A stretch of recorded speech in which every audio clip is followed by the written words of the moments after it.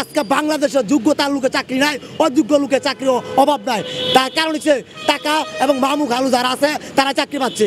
আপনি দেখেন কত মার ছেলের লিস্কা চালায় একটা পুলিশের চাকরি নিবে, মানে যে কোনো একটা প্রবলেম থেকে বাদ, যে কোনো মানুষ সেনাবাহিনী আবদার আমি চাকরি করব বা আমি মাস্টার্স কমপ্লিট করে আমি মাস্টারি চাকরি করবো। ভাই 36, 37, 38 বছর চলে যা, চাকরি হয় নাই। জানেন যাদের মামু খালু আছে তারাই চাকরি পায়। শিক্ষিত লোক আর এরকম কোনো দপ্তর নাই যে শিক্ষিত লোক নাই। একটা পিউনে চাকরি করে সেও মনে হয় এসএসসি পাস, কিন্তু আমি এসএসসি পরীক্ষা দিতে পারি নাই।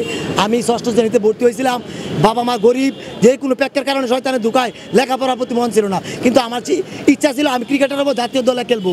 কিন্তু ধানমন্ডি স্পোর্টিং ক্লাবে গিয়ে দেখি আমার মতো লক্ষ লক্ষ ছাত্র আছে, কিন্তু অনেক টাকা লাগবে ক্রিকেটার হতে গেলে, এবারে যোগ্যতা লাগবো, মামু লাগবো।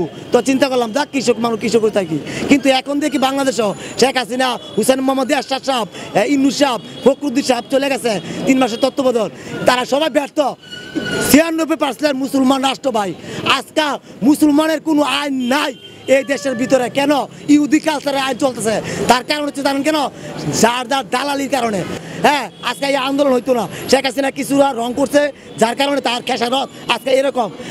আমার কি ইয়াতে আমি একদিন বলছেন এমপি হওয়ার যোগ্যতা নাই, তাহলে আপনি প্রধানমন্ত্রী হইতে চাচ্ছেন, কিন্তু আল্লাহ তাআলা মাথার ভিতরে আমার বারবার গাড়ি চালায়, মানে গাড়ি চালা খালি একটা চিন্তা, তুই প্রধানমন্ত্রী হ। আল্লাহ মাথার ভিতরে আপনার গাড়ি চালায়? না না, আমার মাথার ভিতরে চিন্তা, খাইতে গেলে ঘুমাইতে গেলে কি করবেন, যে মানুষের কল্যাণ কিভাবে করতে হয় চিন্তা করলাম। একটা প্রধানমন্ত্রী যদি হাইটা প্রতিটা সেক্টরে যা আর খোঁজখবর লয়, কোথায় দুর্নীতি হচ্ছে, কোন থানায়, কোন হাসপাতালে, হ্যাঁ, বা বেকাররা চাকরি বানা কেন, বা কি প্রবলেমগুলো, এইগুলি যদি সরকার হেলিকপ্টার নিয়ে বা মাইকু নিয়ে হাইটা দেখতো না, তাহলে মনে সমাধান করার চেষ্টা দ্রুত।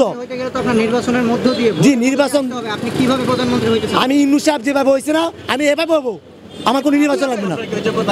হ্যাঁ, প্রাইম মিনিস্টার হবো, উপদেষ্টা, প্রধান উপদেষ্টা। আপনাকে কে বানাবে?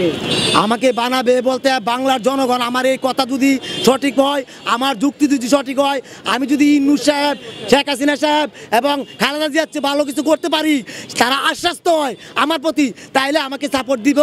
আর যদি মনে করে না এটা ইহুদি না সারা দেশ হয়ে যাক আর দান্দাবাজি দেশ হয়ে যাক, তারা সাপোর্ট দিবে তাদেরকে। এখানে অনেকে বলছে যে আপনার মাথার সমস্যা, আপনার মাথা কি ঠিক আছে? ভাই, আমি যেদিন কাতে নিয়ত করছি, আমি একসময় দাড়ি ছিল না, একসময় পাঞ্জাবি ছিল না, আমি নিয়ত করছি একটা রিস্কা অ্যাক্সিডেন্ট করার পর থেকে নিয়ত করছি আজ থেকে আমি 5 ওয়াক্ত নামাজ পড়বো এবং নবীর আদর্শ দিয়ে চলবো এবং কোনো মানুষের হক নষ্ট করবো না। আল্লাহর রহমতে এখন পর্যন্ত হয়তো নামাজ কাজা হয়ে যা, কিন্তু আদায় করে নেই, কিন্তু পরের হক মারবো না, এই ওয়াদাটা করছি।